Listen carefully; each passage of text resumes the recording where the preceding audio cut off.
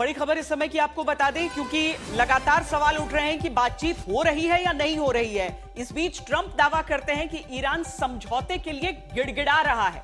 Trump की तरफ से कहा जाता है कि ईरान गिड़गिड़ा रहा है कि शांति हो, समझौता हो। ईरान की नेवी को पूरी तरीके से तबाह कर दिया गया है। ईरान को न्यूक्लियर पावर नहीं बनने देंगे, ये ट्रंप ने एक बार फिर दोहराया है। क्या कहा है, सुनिए।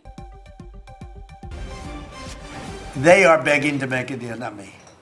They're begging to make a deal. And anybody that saw what was happening over there would understand why they want to make a deal. I don't know if we'll be able to do that. I don't know if we're willing to do that. They should have done that 4 weeks ago. They should have done it 2 years ago. Warzone से हमारे दो संवाददाता Pranay Upadhyay Israel से और Lebanon से अशरफ वानी हमारे साथ जुड़ रहे हैं। प्रणय, जो दावे में एक छोटा सा पुट और कुछ जोड़ देते हैं डोनाल्ड ट्रंप, जो गिफ्ट की बात थी आज उसको भी इलैबोरेट उनकी तरफ से कर दिया गया है।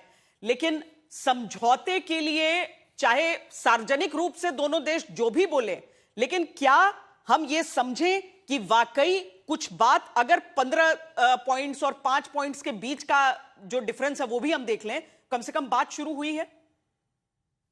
देखिए श्वेता, वो सारी बातें जो राष्ट्रपति डोनाल्ड ट्रंप कह रहे हैं वो कागजों पर है, वो बयानों के अंदर है, लेकिन जमीन की हकीकत मैं आपको दिखाना चाहता हूं, क्योंकि इस समय जिस जगह पर मैं मौजूद हूं, तेल अवीव में, कुछ असामान्य हुआ है। और मेरे ठीक पीछे जो आप ये देख रही हैं, ये हागाना रेलवे स्टेशन है, काफी महत्वपूर्ण रेलवे स्टेशन है। और इस समय ये रेलवे स्टेशन बंद है यहाँ पे। और ये आमतौर पर नहीं होता कि किसी रेलवे स्टेशन को बंद किया जाए, लेकिन निश्चित रूप से यहाँ पर सिक्योरिटी इनपुट कुछ इस तरीके का आया होगा, जिसके बाद में इस रेलवे स्टेशन को बंद किया है। मेरे यहाँ पर खड़े होते ही कई लोग, मुझे यहाँ पर यात्री आए जिनको इस तरीके की जानकारी नहीं थी। और केवल रेलवे स्टेशन ही नहीं श्वेता, यहाँ से चंद कदम की दूरी के ऊपर जो सेंट्रल बस स्टेशन है, जहां पर आपको याद होगा पहले दिन जो है वहां पर टारगेट किया गया था, वहां पर बसों को निशाना बनाया गया था और उसके अंदर काफी नुकसान हुआ था, वो बस स्टेशन भी जो है वो भी यहाँ पर सुनसान नजर आ रहा है। यहाँ पर बसेस नजर नहीं आ रही है। ये बात सही है कि जो इंटरसिटी हाईवे है वो इस समय जरूर चालू है, लेकिन जो पब्लिक ट्रांसपोर्ट है, पब्लिक ट्रांसपोर्ट को यहाँ पर बंद किया गया है, जो कि आमतौर पर नहीं होता है।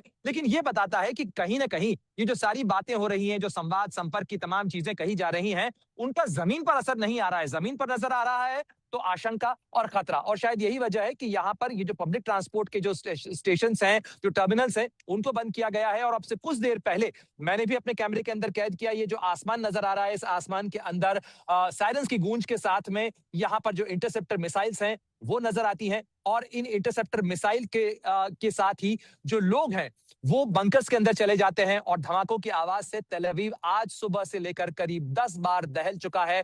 और ये माना जा रहा है कि अली रजा तंगसीरी के मारे जाने के बाद में, IRGC के कमांडर की मौत के बाद में, संभवतः अगले 24 घंटे काफी महत्वपूर्ण हो सकते हैं, क्योंकि केवल तेल अवीव की बात नहीं है। उत्तरी क्षेत्र में नहारिया के इलाके के अंदर भी एक शख्स के मौत की खबर आ रही है, एक शख्स गंभीर रूप से घायल बताया जा रहा है। लेबनान की तरफ से भी काफी रॉकेट और काफी मिसाइलें दागी गई हैं।